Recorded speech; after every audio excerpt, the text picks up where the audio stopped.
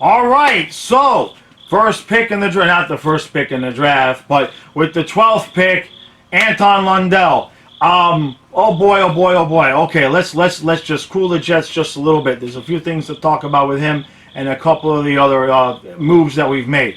First thing with Lundell, Mikko Koivu. All right, that's all I'm gonna say about that. Look, a lot of people were surprised that he fell that low. It's been a while since we had a guy drop and we get him rather than us reaching for somebody. So that was a good thing to see. There's absolutely no way that we could not take him with him sitting there at 12. It's a beautiful thing to see. Now, I watched some of his highlights and I've seen the reaction on Twitter and Facebook and everything. A lot of people kind of thinking he's like a Barkov type of guy because he plays a strong defensive game. Some of the highlights I watched, though, he doesn't seem to be as much of a pass-first guy. I like his game, man. I watched a few highlight reels of him, and obviously they're highlights, but across the board, everybody says the guy plays a 200-foot game and is strong defensively and has that offensive skill. He's got a wicked shot that he gets past a lot of goalies, so that's something that's good to see. And obviously, I saw some videos where he was actually passing, and I don't know the guy who was on his wing, but it looked a lot like Barkov and Huberdeau coming down and passing back and forth and then getting goals. So, absolutely, I don't want to get overexcited, but this looks like a good pick. Now, I saw some people thinking he could, slot right into 2C. There's a couple of things with that. Number one, every time I say in my preseason preview that somebody's going to be 2C, they either break their ankle, get traded, or get sent down to the minors. So I ain't predicting shit, okay? Unless when Q says it, then I'll say that's my prediction, all right? I ain't falling for that. And Lundell's still over in Finland, and basically Zito said yesterday that he's going to finish the season there. So that's March sometime, and then if they make the playoffs, it'll go a little bit longer after that. So right now we're talking about the NHL starting in January. So, obviously we're going to have somebody else slotted in there at 3C, and then if things aren't working, there's a good chance maybe after the season is over there, overseas, that Lundell might come back over here and see some action depending on what's going on with the team, what's going on with the travel restrictions and all of that. But for now, he's over there. They're staying over there. And that kind of makes sense right now since we don't know what the hell's going on with the start to the season. But overall, I like the pick. There's a lot of things we've done with those picks in the first round that you could just scratch your head about.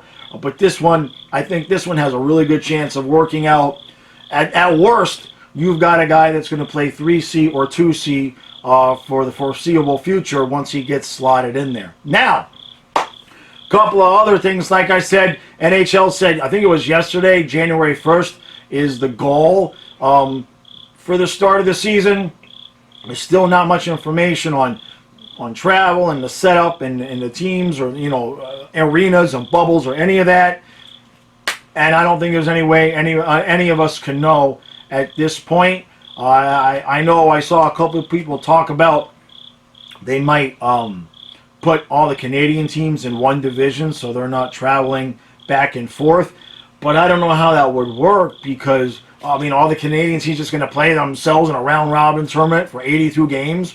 So I don't know how that would work. But they got the playoffs done and they got the cup. They got all that done inside the bubble. So if any league could pull it off, I suppose the NHL can. As far as the Panthers are concerned, a couple of moves. Obviously, I haven't been making a lot of videos because I like to condense it all. I don't need to make a video for every single thing that we're doing right now. Josh Brown, gone. Now that one, I saw a lot of mixed reaction to that. Look, Brown was kind of, meh, right? Okay, I think on a lot of other teams, he would not be on the roster, okay? He was on our roster because we had to have somebody, anybody, including the possibility of my dead grandma, that could skate and play better, than Mike Matheson. Now, obviously, Mike Matheson skates just fine, but he needed a fresh start. We'll just put it that way. But anyway, Josh Brown looked good by comparison, or at least looked meh by comparison to the rest of the team. So the fact that we got a fourth for a guy whose ceiling is your sixth defenseman, that's good. That's a good move. Okay, I mean, put keeper in there. Keeper is better than Brown, and we get a fourth pick out of it, and we're good. Now, free agency, right? Okay. I'm not going to get into the nitty-gritty and details of all the rumors, all the people that might come here, because as Panther fans, we know every year there's this long list of all these people that might come. And then, we got Bob last year, but we had to pay him way too much money. And that's not going to happen this year. So, I heard yesterday that the Panthers are trying to move some guys around, move some cap out to try to re-sign Hoffman, which brings us to Yandel. Now, Yandel obviously has the no-trade clause, and why would he waive it? Maybe for Boston? You know what I mean? Now, here's something that to consider, though. Look, we all joke about it, about how Yandel loves the sunshine and the beaches and all of that, which is true, right?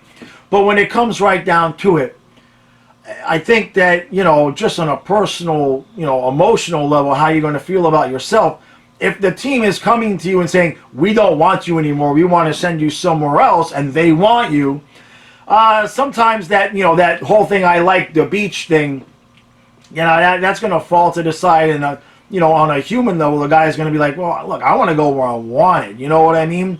So, I don't put so much stock into that no-trade clause. Obviously, I think he has it there so he doesn't get traded to, Ottawa or something like that, right?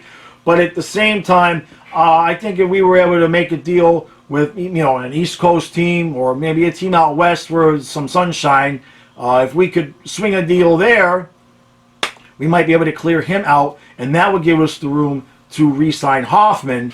But is that a guarantee? And here's the thing. We could swing and miss, too, right? We could clear out Yandel and miss on Hoffman, and then probably end up overpaying Dadonov because, well, we've got all this money, and now Dadonov saw what we offered to Hoffman, and he says, hey, why don't you just pay me, and then we overpay, which is what we normally do anyway because we're the Panthers. So there's a lot of moving pieces to go on throughout the rest of the draft. Obviously, yesterday was just the first round.